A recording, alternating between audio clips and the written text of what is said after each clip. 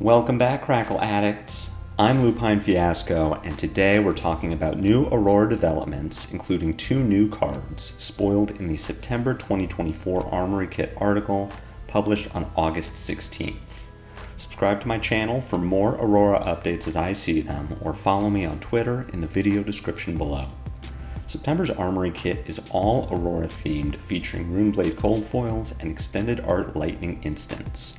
More on those in a minute. First, I'll address the elephant in the room.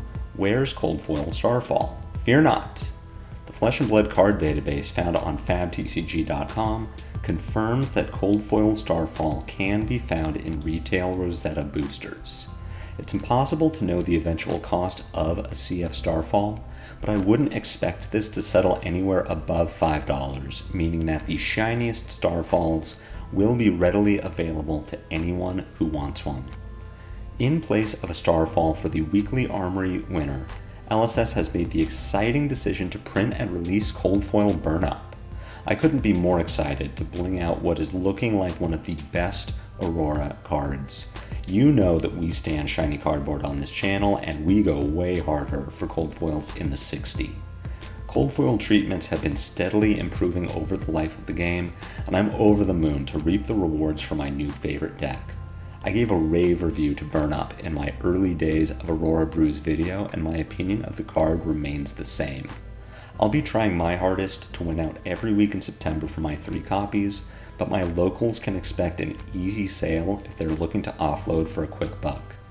Another new development is the addition of a 5th cold foil in the kit, Vaporize.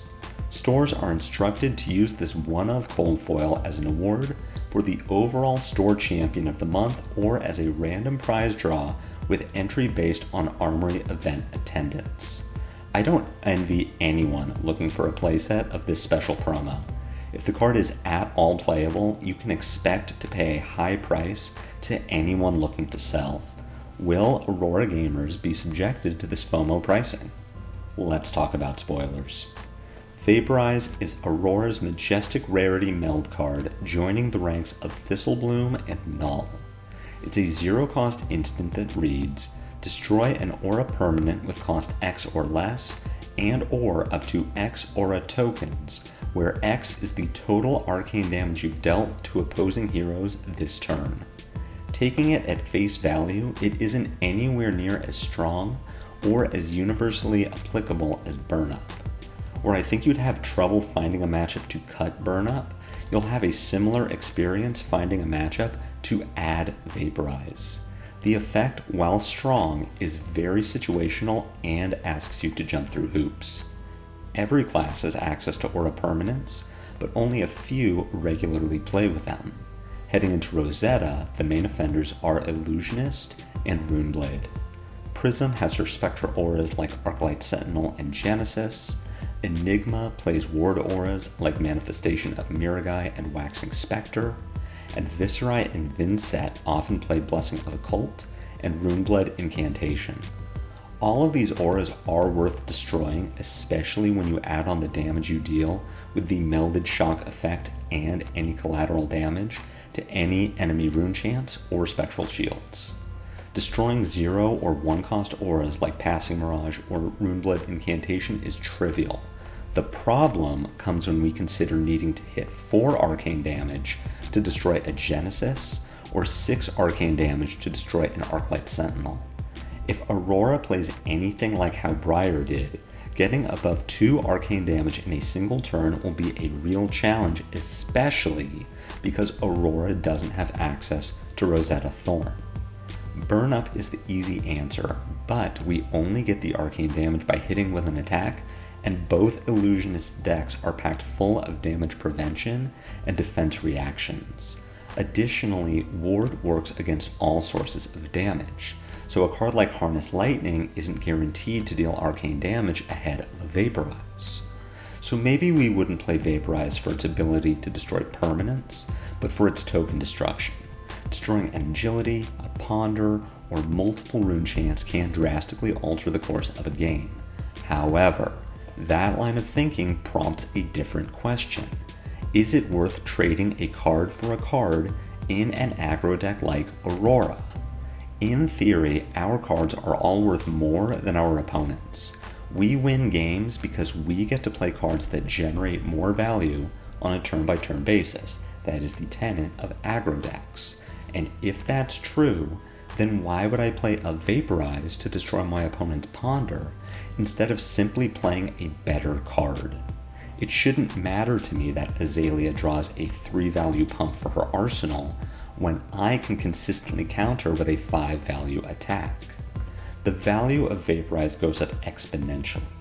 2 arcane damage means that we snipe an agility and a might, or ponder and frailty, or even multiple rune chance, but that leads us back to recognizing the difficulty of dealing multiple points of arcane damage in a single turn.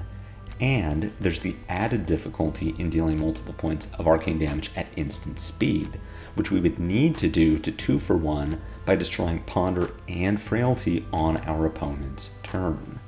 Vaporize is a card I intend to test. Rosetta looks like a format where multiple popular heroes will produce multiple auras as part of their game plan. However, until we see more of Aurora's deck and equipment, indicating that she'll consistently deal multiple points of arcane damage on demand, I don't foresee Vaporize as anything more than sideboard tech for a few matchups at best. Electrostatic Discharge is a lot less interesting, but a lot more playable. It's effectively lightning nimblism at instant speed that can't block, and should fit very well into what I'm guessing will be Aurora's normal play pattern. She can open a turn with ESD, pitch a blue to attack with Starfall, then make an embodiment of lightning to give her 7-power snatch go again.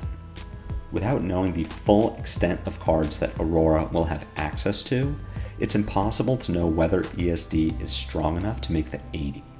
My gut feeling is to place it below Sizzle, but above Fry based on power level, but it does get points for bringing nice utility to the deck if Warmonger's Diplomacy picks up in rate of play.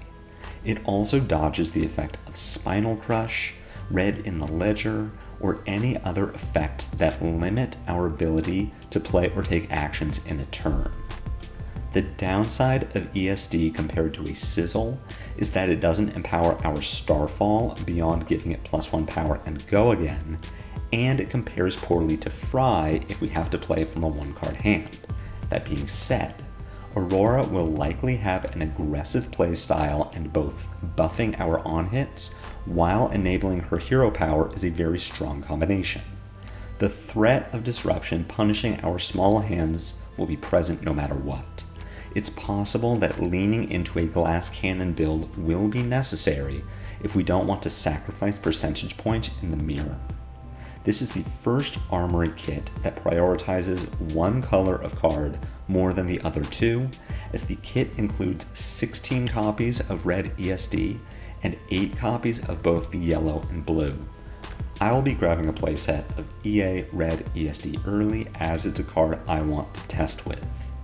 The Rosetta drip feed continues, but at least we Crackle addicts have some crumbs to nibble on ahead of September 6th.